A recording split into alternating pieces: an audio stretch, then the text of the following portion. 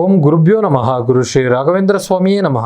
ಸಮಸ್ತ ಕನ್ನಡ ನಾಡಿನ ಜನತೆಗೆ ನಾನು ನಿಮ್ಮ ಪಂಡಿತ್ ಸಾಯಿ ಸ್ವರೂಪ್ ದೀಕ್ಷಿತ್ ಮಾಡುತ್ತಿರುವ ನಮಸ್ಕಾರಗಳು. ಇವತ್ತಿನ ಈ ಒಂದು ವಿಡಿಯೋದಲ್ಲಿ 2026ರ ಕನ್ಯಾ ರಾಶಿಯಲ್ಲಿ ಇರುವಂಥ ಜನವರಿ ತಿಂಗಳ ಮಾಸ ಭವಿಷ್ಯ ಹೇಗಿದೆ ಅಂತ ನಾವು ನೋಡೋಣ ಬನ್ನಿ. ಇದಕ್ಕಿಂತ ಮುಂಚೆ ಯಾರೆಲ್ಲ ಈ ಒಂದು ವಿಡಿಯೋ ನೋಡ್ತಾ ಇದ್ದೀರೋ ಕೊನೆವರೆಗೂ ವಿಡಿಯೋ ನೋಡಿ, ಹಾಗೂ ಹೆಚ್ಚಿನ ವಿಡಿಯೋಗಳಿಗಾಗಿ ನಮ್ಮ ಒಂದು ಯೂಟ್ಯೂಬ್ ಚಾನಲ್ನ ಲೈಕ್ ಮಾಡಿ, ಶೇರ್ ಮಾಡಿ, ಸಬ್ಸ್ಕ್ರೈಬ್ ಮಾಡಿ. ಮೊದಲನೇದಾಗಿ ಗ್ರಹ ಸಂಚಾರಗಳಿಂದ ಆಗುವ ಬದಲಾವಣೆಗಳಿಂದ ಅದರಿಂದ ಆಗುವಂಥ ಲಾಭಗಳು ಯಾವುದು, ನಷ್ಟಗಳು ಯಾವುದು ಅಂತ ನೋಡೋಣ ಬನ್ನಿ. ಮೊದಲನೇದಾಗಿ ಗುರು ಗ್ರಹದ ಬಗ್ಗೆ ನೋಡೋದಾಯ್ತು ಅಂತ ಹೇಳಿದ್ರೆ, ಗುರು ನಿಮ್ಮ ರಾಶಿಯಿಂದ 10ನೇ ಮನೆಯಲ್ಲಿ ಇದ್ದಾನೆ. ಇದರಿಂದ ಉದ್ಯೋಗ ಕ್ಷೇತ್ರದಲ್ಲಿ ಹೊಸ ಒಂದು ಗೌರವ ಮತ್ತು ಅತಿ ಹೆಚ್ಚು ಲಾಭದಾಯಕವಾಗಿ ಸೇರುವಂಥದ್ದು. ಮತ್ತೆ ಶನಿಯು 7ನೇ ಮನೆಯಲ್ಲಿ ಸಂಚಾರ ಮಾಡ್ತಾ ಇರುವುದರಿಂದ ಪಾಲುದಾರಿಕೆ ಮತ್ತು ದಾಂಪತ್ಯ ಜೀವನದಲ್ಲಿ ಕೆಲವೊಂದಿಷ್ಟು ಸಮಸ್ಯೆಗಳಾಗುವಂಥ ಲಕ್ಷಣಗಳು ಬಹಳ ಇವೆ. ಮತ್ತು ಸೂರ್ಯ ನೋಡಿದ್ರೆ 14ನೇ ತಾರೀಕಿನ ತನಕ 4ನೇ ಮನೆಯಲ್ಲಿ ಇರುವ ಕಾರಣದಿಂದ ಜನವರಿ 14ನೇ ತಾರೀಕಿನ ನಂತರ 5ನೇ ಮನೆಗೆ ಪ್ರವೇಶ ಮಾಡುವಂಥ ಸಾಧ್ಯತೆಗಳು ಭಾಳ ಇದೆ. ಹಾಗಾಗಿ ಜನವರಿ 14ನೇ ತಾರೀಕಿನ ನಂತರ ನಿಮ್ಮ ಬುದ್ಧಿವಂತಿಕೆಯಿಂದ ನಿಮ್ಮ ಏನೇ ಒಂದು ಕಾರ್ಯಕ್ರಮಗಳಿದ್ದರೂ ಅಥವಾ ಯಾವುದೋ ಒಂದು ಕ್ರಮಗಳಿದ್ದರೂ ಯಶಸ್ವಿ ಆಗುವಂಥ ಲಕ್ಷಣಗಳು ಭಾಳ ಇವೆ. ಇನ್ನು ರಾಹು ಕೇತುವಿನ ವಿಚಾರದ ಬಗ್ಗೆ ನೋಡೋದಾಯ್ತು ಅಂದರೆ, ರಾಹು 6ನೇ ಮನೆಯಲ್ಲಿ ಇರೋದ್ರಿಂದ ಶತ್ರುವಿನ ವಿಚಾರದಲ್ಲಿ ಕಾರ್ಯ ಸಾಧನೆ ಆಗುವಂಥದ್ದು. ಇನ್ನು ಕೇತು 12ನೇ ಮನೆಯಲ್ಲಿ ಇರೋದ್ರಿಂದ 12ನೇ ಮನೆ ಯಾವಾಗಲೂ ಒಂದು ಆಧ್ಯಾತ್ಮಿಕ ಚಿಂತನೆ ಆಗಿರುವಂಥದ್ದು. ಇನ್ನು ಉದ್ಯೋಗದ ಬಗ್ಗೆ ಹೇಳೋದಾಯಿತು ಅಂದರೆ, ಉದ್ಯೋಗ ಯಾರೆಲ್ಲ ಮಾಡ್ತಾ ಇದ್ದೀರಿ, ನಿಮ್ಮ ಆಫೀಸ್ನಲ್ಲಿ ಶಿಸ್ತು ಮತ್ತು ಯಶಸ್ಸಿನಿಂದ ಅತಿ ಹೆಚ್ಚು ಮನ್ನಣೆ ಸಿಗುವಂಥದ್ದು ಭಾಳ ಇದೆ. ಬಡ್ತಿಯ ನಿರೀಕ್ಷೆಯಲ್ಲಿದ್ದರೆ ಅತಿ ಹೆಚ್ಚು ನೀವು ಒಂದು ಶುಭ ವಾರ್ತೆಯನ್ನು ಕೇಳ್ತೀರಾ.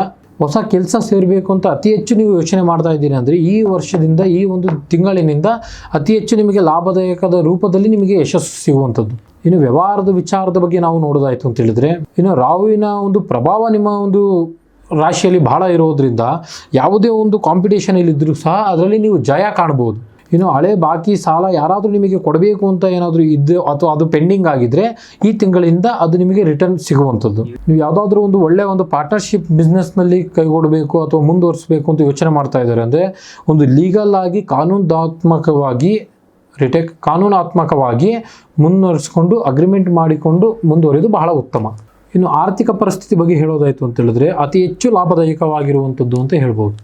ಭೂಮಿ, ವಾಹನ, ಆಸ್ತಿ ಯಾವುದೇ ಒಂದು ವಿಚಾರ ಇದ್ದರೂ ಸಹ ಅತಿ ಹೆಚ್ಚು ಲಾಭದಾಯಕವಾಗಿ ಸೇರುವಂಥದ್ದು.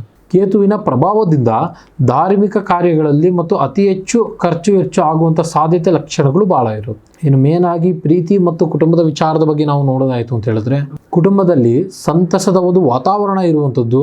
ನೀವು ನೀಡುವಂಥ ನಿಮ್ಮ ಒಂದು ವೈಯಕ್ತಿಕ ಸಲಹೆಗಳಿಂದ ಕುಟುಂಬದವರು ನಿಮಗೆ ಅತಿ ಹೆಚ್ಚು ಬೆಲೆ ಕೊಡುವಂಥದ್ದು. ಇನ್ನು ಶನಿ 7ನೇ ಮನೆಯಲ್ಲಿ ಇರೋದ್ರಿಂದ ಸಣ್ಣ ಪುಟ್ಟ ಭಿನ್ನಾಭಿಪ್ರಾಯ ನಿಮ್ಮ ಒಂದು ವೈವಾಹಿಕ ಜೀವನ, ಕುಟುಂಬದ ಜೀವನ ಅಥವಾ ದಾಂಪತ್ಯ ಜೀವನದಲ್ಲಿ ಬರುವಂಥ ಸಾಧ್ಯತೆ ಲಕ್ಷಣಗಳು ಭಾಳ ಇವೆ. ಆದರೂ ಕೂಡ ಸ್ವಲ್ಪ ಪ್ರಮಾಣದಲ್ಲಿ ಸಮಸ್ಯೆ ಬೀರುವಂಥದ್ದು, ಗಂಭೀರ ಪರಿಣಾಮದಲ್ಲಿ ಸಮಸ್ಯೆ ಬೀರಲಿಕ್ಕಿಲ್ಲ. ಇನ್ನು ಯಾರೆಲ್ಲ ಒಂದು ಮದುವೆ ಆಗಬೇಕು ಅಂತ ಯೋಚನೆ ಮಾಡ್ತಾ ಇದ್ದೀರಿ, ಅವರಿಗೆ ಕಂಕಣ ಭಾಗ್ಯದಲ್ಲಿ ಸ್ವಲ್ಪ ಹಿನ್ನುಡಿ ಇರುವಂಥದ್ದು.